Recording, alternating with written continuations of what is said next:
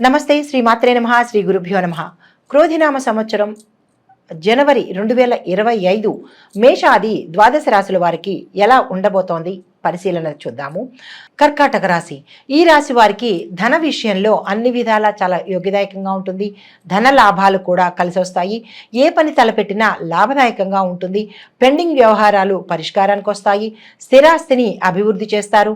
వ్యాపారాభివృద్ధి, ధన లాభము, కుటుంబ సౌఖ్యము ఉంటుంది. ఉద్యోగస్తులకు ప్రమోషన్లు వస్తాయి. అనుకున్న స్థలములకు వెళ్ళినా కానీ నిగ్రహించుకుని అక్కడ నిలబడ్డం కొంచెం కష్టంగా అనిపిస్తుంది. కోర్టు వ్యవహారాల్లో జయాన్ని పొందుతారు. లీడర్లకు, డాక్టర్లకు, లాయర్లకు ధన సంపాదన చాలా ఎక్కువగా ఉంటుంది. ఈ మాసంలో గృహ నిర్మాణము చేపడతారు. వాహనం కొనడం జరుగుతుంది. గృహమునందు వివాహాది శుభకార్యాలతో పాటు సంక్రాంతి పండుగ వాతావరణం కూడా మీ ఇంట్లో విల్లువిరుస్తుంది. శరీర ఆరోగ్యం బాగుండకపోవడము, అనారోగ్య సూచన కొద్దిగా కనపడుతోంది కాబట్టి జాగ్రత్తగా వ్యవహరించండి. ఆలస్యంగా పనులు నెరవేరుతాయి. కుజుడు జన్మరాశిలోను 5వ ఇంట బుధుడు, 6వ ఇంట రవి, 8వ ఇంట శుక్రుడు సంచరించడం వల్ల ఆరోగ్యంగాను ఉత్సాహంగాను నూతన ధన, వస్తు, వస్త్ర, ఆభరణ ప్రాప్తి కనబడుతోంది. తరువాత జ్వరము అనేది కొంచెం వచ్చే అవకాశం కనపడుతోంది కాబట్టి చాలా జాగ్రత్తగా వ్యవహరించండి. శరీర అంగములకు అనారోగ్య సూచన కనపడుతోంది. శని ఫలితం వలన నమ్మిన వారి వలన మోసపోవటము, మాట పట్టింపుల వల్ల, అధికారుల వల్ల భయము, ట్రాన్స్ఫర్లు జరిగే అవకాశం ఉంది. భార్యకు అనారోగ్య సంబంధము, ఉదర సంబంధిత విషయాల్లో చాలా జాగ్రత్తలు వహించాలి. శనీశ్వరుడు అష్టమ ప్రవేశం ద్వారా రుణాలు అధికమయ్యే అవకాశము, శత్రు బాధలు అధికమయ్యే అవకాశం ఉంది కాబట్టి చాలా జాగ్రత్తగా ఆచితూచి రుణాలను తీసుకోవాల్సిందిగా సూచన. అయితే ఈ రాశిలో ఉండే స్త్రీలకు అన్ని విధాల యోగదాయకంగాను లాభదాయకంగాను కనపడుతోంది. ధన గౌరవాదులకు లోటు ఉండదు. వివాహం కావలసిన వారికి మంచి సంబంధం కుదిరి వివాహాలు సెట్ అవుతాయి. అయితే ఉద్యోగంలో ఉన్న వారికి వారి అనుకున్న ప్యాకేజీతోనూ మంచి పదవితోనూ ప్రమోషన్తో మనకి బదిలీలు అయ్యే అవకాశం కనపడుతోంది. మీరు అనుకున్న అనుకూలమైన ప్రదేశానికి మాత్రమే ట్రాన్స్ఫర్స్ వచ్చే అవకాశం కనపడుతోంది. భార్యాభర్తల మధ్య అన్యోన్య వాతావరణం ఏర్పడుతోంది. ఆరోగ్య విషయంలో కాస్త జాగ్రత్త పాటించండి. ఔషధ సేవనం చేయవలసి రావచ్చు, జాగ్రత్తగా చూసుకోండి. అయితే ఆయా రంగాల్లో ఉండే వాళ్ళకి ఎలా ఉండబోతోంది? ముందుగా విద్యార్థులకు పరీక్షల్లో పాస్ అవుతారు. జ్ఞాపక శక్తి మెరుగుపడుతుంది. విద్యయందు నిర్లక్ష్యం చెయ్యకుండా సరియైన దిశలో కనుక మీరు చదివితే ర్యాంకులు సాధించే అవకాశము, మీరు కోరుకున్న కాలేజీల్లో సీట్లు పొందే అవకాశము కనపడుతోంది. విదేశం వెళ్ళి చదవాలి అని అనుకున్న వారికి ఈ మాసం చాలా చక్కని అనువైన మాసము. ఆ దిశగా మీరు ప్రణాళికలు, ప్రయత్నాలు ప్రారంభించండి. ఏదైనా అడ్డంకులు రాకుండా, అంటే మీ ఈ క్రమంలో అడ్డంకులు రాకుండా ఉండడానికి మంచి పని ప్రారంభించే ముందు, అంటే ఎగ్జామ్కి కానీ లేదా విదేశాలు వెళ్ళడానికి అప్లికేషన్ పెట్టుకోవడానికి కానీ ముందుగా మీరు గణపతిని ఆరాధన చేసుకుని స్వామివారికి గరికమాలను సమర్పించి కనుక మీ పనులు మొదలు పెట్టుకున్నట్టయితే ఎటువంటి అడ్డంకులు రాకుండా మీ కోరికలు తీరే అవకాశం ఉంది. తదుపరి వ్యవసాయదారులకు పంటలు బాగా పండి లాభాలు వచ్చే అవకాశం కనపడుతోంది. కొన్ని పంటల వల్ల కొంతమేర నష్టాలు కలిగినా కానీ అంత పెద్దగా పట్టించుకునే పని అయితే లేదు. అవి ఈ లాభాల ద్వారా మీకు అవి పెద్దగా అనిపించదు. నర్సరీ పెంచే వారికి మాత్రం విపరీతమైన లాభాలు కనపడుతున్నాయి. క్రిమికీటకాదుల వల్ల కొంత పంట నష్టమయ్యే అవకాశం ఉంది కాబట్టి జాగ్రత్తగా వ్యవహరించండి. పెట్టుబడులు పెట్టే అవకాశం కనపడుతోంది. పాత రుణాలను తీర్చేస్తారు. వాణిజ్య పంటల వారికి విపరీతమైన లాభాలు వచ్చే అవకాశం కనపడుతోంది. తదుపరి వ్యాపారస్తులకు ఈ మాసం మనకి ధనుర్మాసము, సంక్రాంతి కాబట్టి మీరు రైతులకు, వ్యవసాయదారులకు చెప్పే విన్నపము, సూచన ఏంటంటే మీరు భూమి పూజ ప్రతిరోజు కానీ లేదా ప్రతి శుక్రవారం కానీ ఆ భూమాతకి కనుక పూజ చేసినట్టయితే కనుక మీకు ఎటువంటి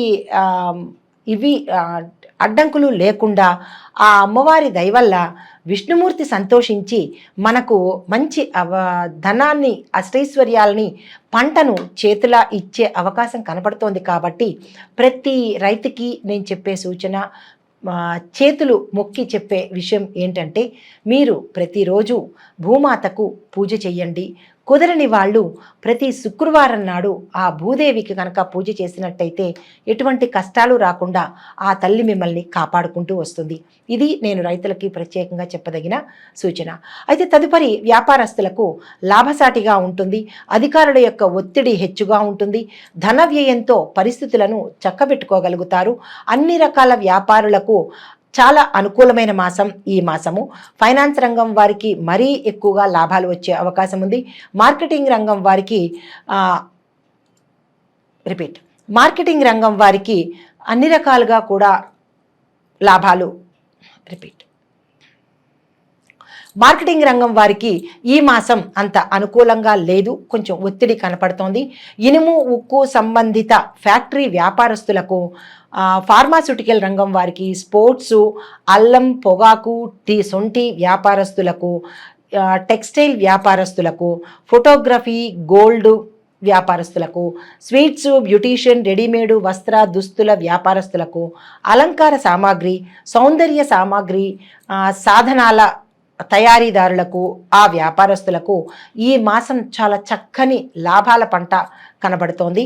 మీరు ఏవైనా విస్తరణ చేయాలి అంటే కనుక ఈ మాసాన్ని మీరు ఉపయోగించుకోవచ్చు.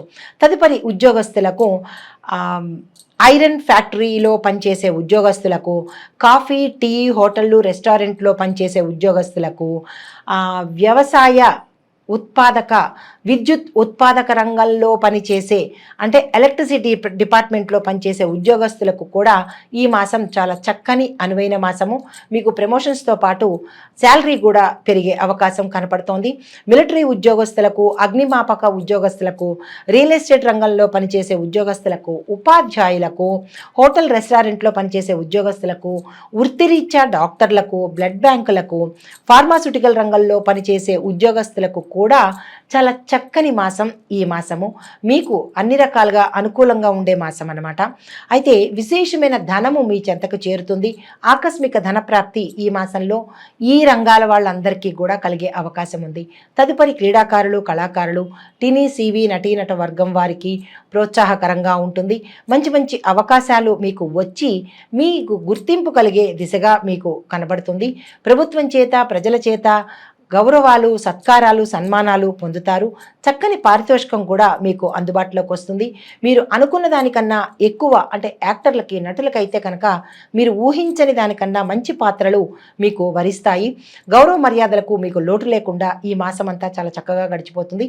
తదుపరి రాజకీయ రంగంలో ఉన్న వారికి మానసిక ఒత్తిడి కనిపిస్తోంది. చివరి నిమిషంలో విజయాలు మీకు వరిస్తాయి. మొదటంతా మీకు టెన్షన్గా ఉండి తరువాత మీకు విజయాలు చేకూరుతాయి. సహనాన్ని మాత్రం మీరు తప్పనిసరిగా పాటించాలి. మీ యొక్క ప్రతిభ ఆలస్యంగా వెలుగులోకి వచ్చే అవకాశం ఉంది. ఎక్కడికి వెళ్ళినా మీరు గౌరవ మర్యాదలకు లోటు లేకుండా గౌరవ మర్యాదలను పొందుతారు. ప్రజల ఆదరణ చాలా చక్కగా మీకు మీ వెంటే ఉంటుంది. ధనం విషయంలో కొంచెం సొమ్ము ఖర్చు అయ్యే అవకాశం కనబడుతోంది కాబట్టి ఎక్కడ ఎలా ఖర్చు పెట్టాలి అనే ఆలోచన చేసి మీరు ఆ విషయం పట్ల జాగ్రత్త వహించండి. పునర్వసు నక్షత్రం 4వ పాదం వారికి ఈ నెల మిశ్రమ ఫలితాలు ఉంటాయి. గ్రహశాంతి కోసం శనివారం నాడు కేజింపావు నువ్వులు కానీ, పావు కేజీ నువ్వులు కానీ దానంగా ఇచ్చినట్టయితే మీకు సానుకూలమైన ఫలితాలు వచ్చే అవకాశం కనపడుతోంది. మీ యొక్క అదృష్ట సంఖ్యలు 2, 3, 7, 9. అదృష్ట వారాలు సోమ, గురు, శని వారాలు. మీరు పెద్దలకు, పండితులకు, వృద్ధులకు సహాయం చేయండి. అది ధన రూపేణా కావచ్చు, వస్త్ర రూపేణా కావచ్చు. ఈ 2 దానాలు చేసినట్టయితే కనుక సానుకూలమైన ఫలితాలు కనబడతాయి. శనీశ్వరుడు యొక్క అనుగ్రహాన్ని మీరు పొందే అవకాశం కనబడుతోంది. తరువాత పుష్యమి నక్షత్రం వారికి మీరు అనాథలకు, వృద్ధులకు సేవ చేయండి లేదా ధన సహాయం చేయండి. ఒకసారైనా ఈ మాసంలో వారి ఉన్న ప్రదేశాలను సందర్శించి వారితో పాటు 1 నిమిషం గడిపినట్టయితే కనుక శనీశ్వరుడి యొక్క అనుగ్రహాన్ని మీరు పొందగలుగుతారు.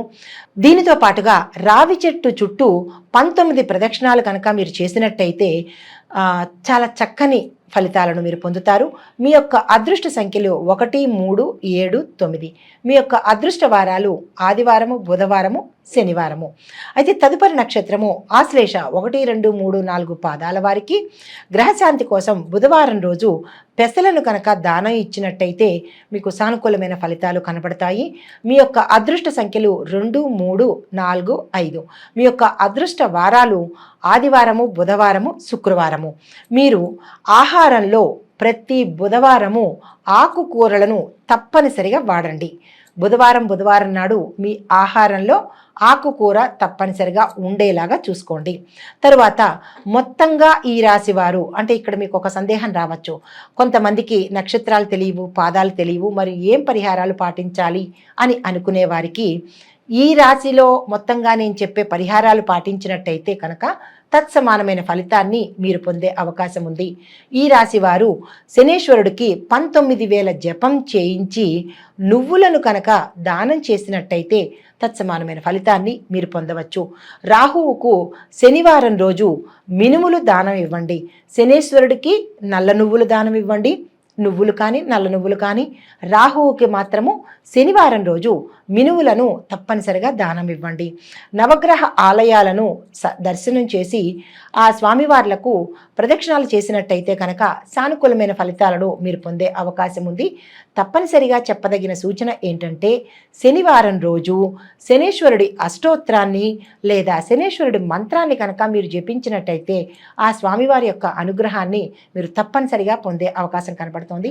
అయితే ఈ రాశి వారికి పఠించవలసిన మంత్రం ఏంటంటే ఓం హిరణ్యగర్భాయ అవ్యక్త రూపిణే నమః అనే ఈ మంత్రాన్ని 108 సార్లకు తక్కువ కాకుండా ప్రతిరోజు జపించండి. తరువాత మీ యొక్క అదృష్ట రంగులు తెలుపు, ఎరుపు, పసుపు. ఈ వస్త్రాలను ధరించి మీరు ఏదైనా కీలకమైన పనికి వెళ్ళాలి అని అనుకుంటే కనుక వీటితో మీరు సానుకూల ఫలితాన్ని పొందగలుగుతారు. మీ యొక్క అదృష్ట సంఖ్య 2. ఇది ఈ రాశి వారికి చెప్పదగిన ఫలితాలు, సూచనలు. ప్రేక్షకులు అందరికీ సంక్రాంతి శుభాకాంక్షలు.